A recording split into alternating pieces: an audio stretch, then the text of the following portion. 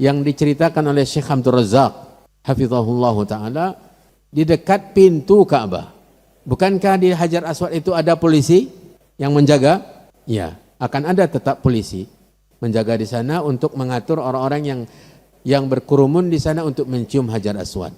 Polisi inilah yang bercerita, dan beliau Syekh mendengarnya, mendapatkan berita ini dari orangnya.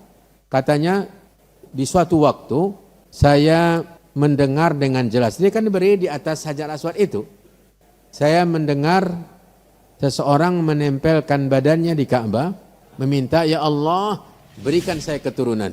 Menangis, terseduh sedan, dia yang mendengar pun terharu.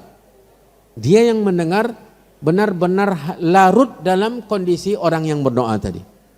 Menghibah-hibah dia meminta. Menghibah-hibah dia meminta. Orang ini memperhatikannya, melihat wajahnya, melihat orangnya. Karena tidak jauh dari tempatnya berdiri menjaga Hajar Aswad itu.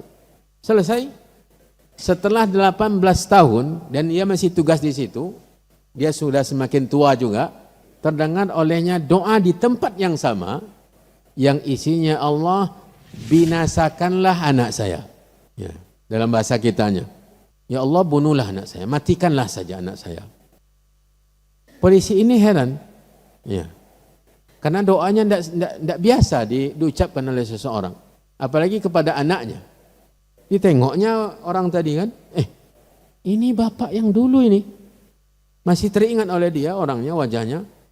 Maka dia panggil kawannya, minta kawannya untuk menggantikan dia di tempat kerjanya itu. Kemudian dia turun dan memegang tangan bapak tadi, dibawanya ke tempat yang lebih aman, jauh dari kerumunan orang. Kemudian bertanya, kenapa kamu berdoa demikian? Katanya, anak saya benar-benar luar biasa premannya, kalau bahasa kitanya. Tidak ada yang menyenangkan saya, menyakiti. Saya sudah tersiksa selama ini. Kemudian polisi ini bertanya, bukankah Bapak 18 tahun yang lalu di sini berdoa meminta anak kepada Allah? Bapak ini teringat, oh iya saya yang memintanya. Kata polisi ini, Syekh luar biasa, mengatakan polisi ini diberi taufik oleh Allah dalam melakukan tindakan membawanya ke tempat yang agak tenang dan menanyakan. Ternyata memang orang yang sama. Dan dia tanyakan, kan dulu kamu yang meminta anak di sini? Iya.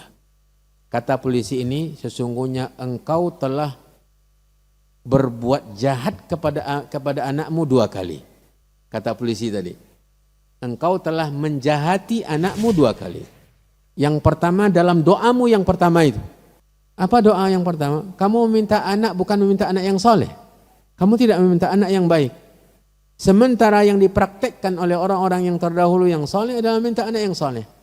Apa kata Nabi Zakaria? Rabbi habil, Nabi Ibrahim, Nabi Zakaria juga demikian. Rabbi habili minas salihin.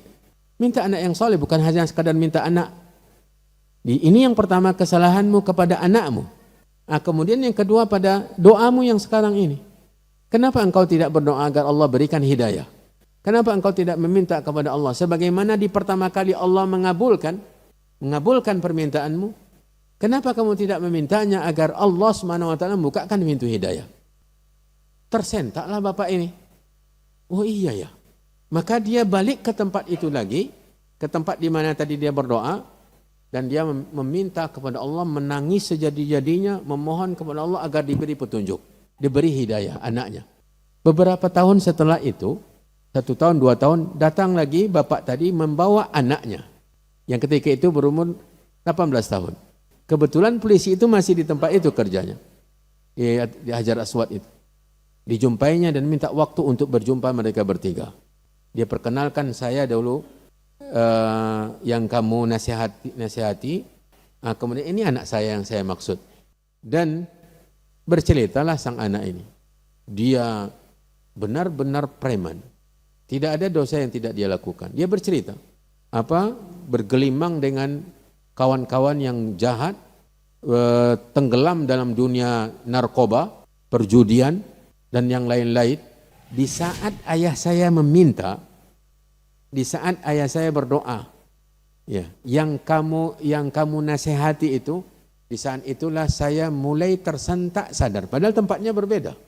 Ini yang bercerita dia langsung. Di saat itu saya mulai merasa ada sesuatu yang membuat hati saya sempit, membuat hati saya seakan-akan terbakar oleh panasnya dosa. Dan saat itulah saya mulai meninggalkannya. Saat ayahnya memohon kepada Allah SWT untuk memberi petunjuk kepada ayahnya. Jadi Allah mengabulkan doa kita. Terkadang bukan semata-mata memberi apa yang kita minta, tetapi justru dijauhkan, dipalingkan kita dari apa yang kita minta. Karena akibatnya besar.